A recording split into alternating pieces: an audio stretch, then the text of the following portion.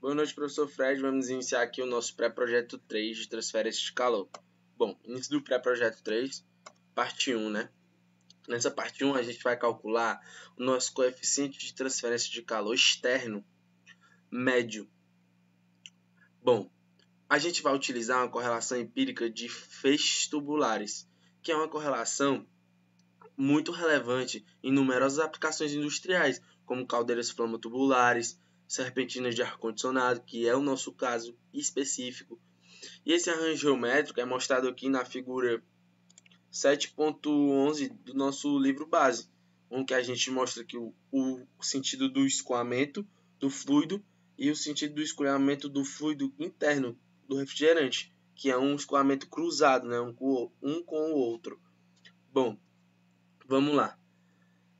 Usando essa correlação de feixes proposta por esse camarada aqui, a gente tem um Nusselt médio que depende de uma constante tabelada multiplicado pelo Reynolds elevado a essa constante tabelada vezes o Pramath elevado a 0,36 vezes o Pramath. Esses dois Pramath aqui são em relação à temperatura do fluido. E esse Pramath RS aqui é em relação à temperatura da superfície do tubo, superfície externa. Bom, essa relação proposta por esse camarada, ela vale para número de filas maior que 20 e Pramaths entre 0,7 e 500 e Reynolds nessa faixa aqui, maior que 10 e menor que 10 vezes 2 vezes 10 elevado a sexta. Como eu havia dito, né, o NF é o número de filas de um tubo e todas as propriedades aqui desse índice de médio dependem da temperatura média aritmética, menos o PRS aqui, que é da temperatura da superfície externa do tubo. E como eu havia dito, né, o C1 e o M são tabelados. Aqui na nossa foto da nossa condensadora, a gente já consegue identificar algumas coisas. Primeiro, temos duas colunas. E segundo, temos uma associação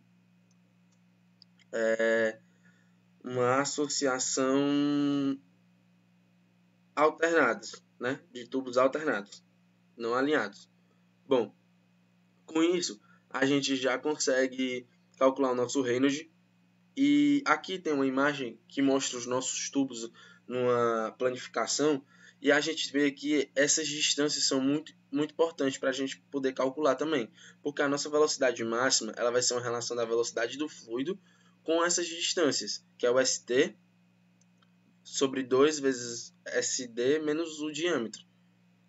E aí, tudo isso a gente usa para calcular o Reynolds, chegando a um Reynolds de 2,84 vezes 10 a terceira. Bom, aqui a gente calcula o Pramath na temperatura do fluido, né? Na temperatura do fluido, e o Pramath na temperatura da superfície aqui do tubo. E aí, com isso, a gente vamos agora determinar as nossas constantes tabeladas, porque temos o Reynolds, né? E temos aqui a configuração dos nossos tubos, que é dos tubos, dos feixes, né? Que são alternados. Com isso, a gente consegue aqui os nossos C1 e M e joga eles na fórmula, na equação do Nusselt médio. Com isso, a gente tem um Nusselt médio de 38,94. Como temos menos de 20 tubos, a gente vai usar outra constante para finalizar esse passo. É uma constante que ela é um C2, que ela vai ser usada para quando a gente tem menos de 20 colunas, né? Que no nosso caso só temos duas. A gente tem duas colunas e temos uma associação alternada. Então a gente vai usar um C2 de 0,76. A gente pega esse Nusselt que a gente achou, multiplica por esse C2 e aí a gente vai ter o nosso Nusselt que vamos usar para calcular o nosso coeficiente. Bom, quando a gente multiplica aqui, a gente acha o nosso Nusselt que vamos usar de 29,59. E aí a gente faz uma relação aqui de K sobre L, multiplica com o nosso Nusselt e acha o nosso coeficiente de convecção externo médio, né, que é 80,45 Watt por Kelvin metro quadrado. Bom, fluxo de calor resultante. Como o fluido pode experimentar uma grande variação de temperatura à medida que escoa através do feixe, a taxa de transferência de calor pode ser superestimada quando a gente usa apenas uma variação comum do TS sobre o AT do fluido, como a gente já fez em outros capítulos anteriores. Agora a gente vai utilizar uma diferença logarítmica de temperatura, mas para a gente utilizar essa diferença logarítmica, a gente precisa saber a temperatura de saída do fluido, depois que ele passa pelos feixes. E essa temperatura a gente calcula por essa relação. Relação essa que é exponencial de π vezes o diâmetro. Esse n é o número de filas, o nosso h convectivo aqui, densidade, velocidade, número de tubos, o ST, que é aquela distância entre os tubos nesse sentido, e o CP. Bom, vamos lá. A gente isola aqui a temperatura de saída, e aí joga os nossos parâmetros de projeto e chega a um 38,69 graus Celsius. Agora a gente pode, como a gente já tem tudo, né, para calcular a média logarítmica, a gente faz aqui a média logarítmica e acha 22,34. Com isso a gente joga lá, que eu até esqueci de falar, passou despercebido, o nosso fluxo resultante total vem nessa equação. Mas como temos um Q' aqui, a gente multiplica pelo comprimento, né, para achar o fluxo em watt. E aí a gente calcula o fluxo em watt e faz a análise aqui dos capítulos anteriores com a nossa demanda. A gente viu que no capítulo anterior a gente não conseguiu atender a demanda, ficou um pouco abaixo.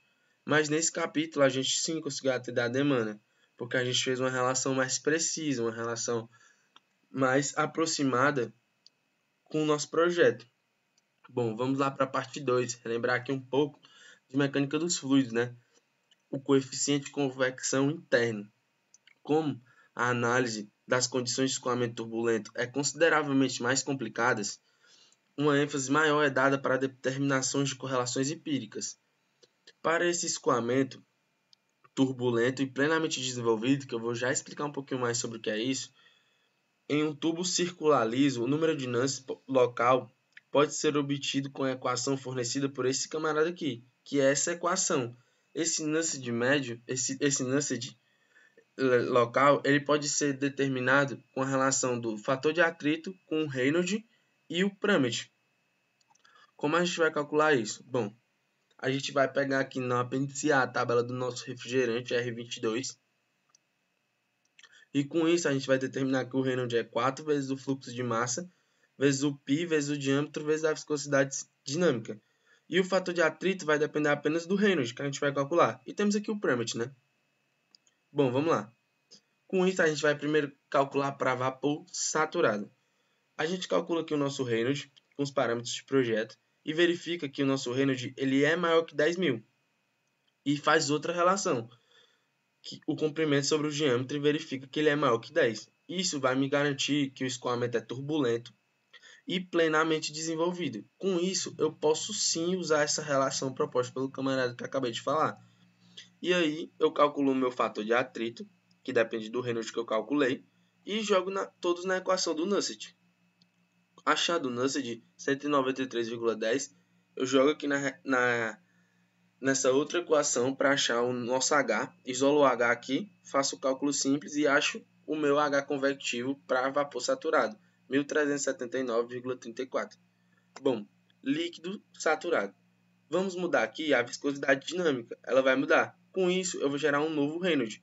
Verifico se ele é turbulento e também é plenamente desenvolvido. Posso usar essa relação. Calculo o meu novo fator de atrito, porque eu tenho um novo Reynolds, e calculo o meu novo Nusselt. Com isso, eu chego a um novo coeficiente convectivo, 889,40. Agora vamos fazer umas análises. Número de Reynolds. A gente verificou que o do vapor é bem maior, o que faz todo sentido, né? Porque a viscosidade do vapor é muito menor. E a gente também verifica a relação proporcional entre o H e o Reynolds, que o H do vapor também é bem maior que o H do líquido. Porém, quando a gente calcula aqui o nosso fluxo de calor, usando o nosso novo coeficiente no vapor saturado, a diferença logarítmica de temperatura vezes a área, e também faz a mesma relação com o coeficiente do líquido saturado, a gente verifica que nenhum dos dois atendem à demanda. Por quê? Porque ao compararmos esses valores mencionados, observamos que as estimativas mais próximas da quantidade de demanda é aquela que deriva do cálculo utilizado por vapor saturado. Isso é bem fácil de identificar, o vapor saturado está mais próximo da demanda. Porém, ainda existe uma disparidade, pois a gente não considerou na nossa análise a diferença, a transformação que acontece dentro da condensadora, que é a condensação. Como não consideramos, a gente verificou aqui que não atende à demanda. Bom, vamos para a parte 3 do nosso projeto, que a gente vai falar um pouco agora de convecção natural.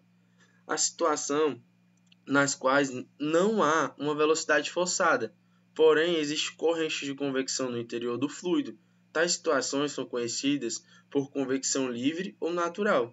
Do corpo, de corpo atua sobre o fluido, no qual existe um gradiente de densidade. O efeito do líquido é uma força de empuxo que induz a corrente de convecção natural. Nos casos mais comuns, esse gradiente de densidade é devido ao gradiente de temperatura, e a força do corpo é devida ao próprio campo gravitacional, como a gente pode identificar aqui nessa imagem. Bom, vamos lá.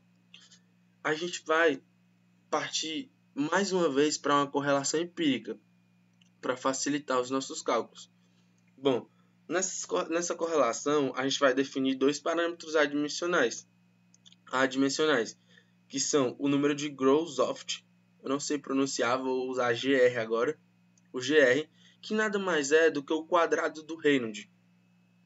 E esse outro aqui, que é o Rayleigh, que eu também vou chamar de RA, porque a pronúncia é complexa. Bom, vamos lá. O GR a gente calcula aqui, gravidade vezes o coeficiente de expansão, temperatura da superfície do fluido, diâmetro ao cubo, sobre a viscosidade ao quadrado.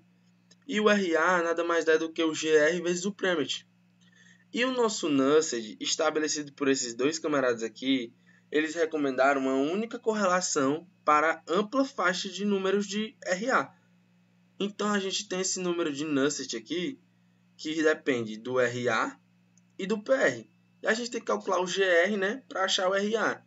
Ou seja, a gente vai calcular o GR, achar o RA, e com o Premert e o RA calcular o nosso Nusselt, para chegar no nosso coeficiente de convecção externa. Vamos lá. Calculando aqui o nosso GR com nossos parâmetros de projeto, chegamos a 5,046. E aí, multiplicando o GR pelo RA, ou o GR vezes o Premert, chegamos ao nosso RA. Com o RA e o Premert em mãos, a gente vai calcular o Nusselt. Chegamos ao Nusselt de 1,19. Vamos lá.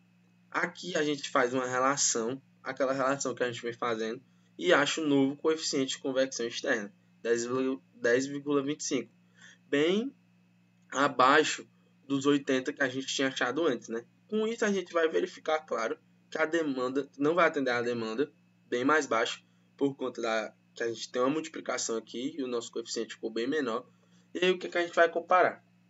Podemos notar que o coeficiente de convecção externa, que proporciona uma troca mais alinhada com a demanda, é o derivado de feixes de tubo.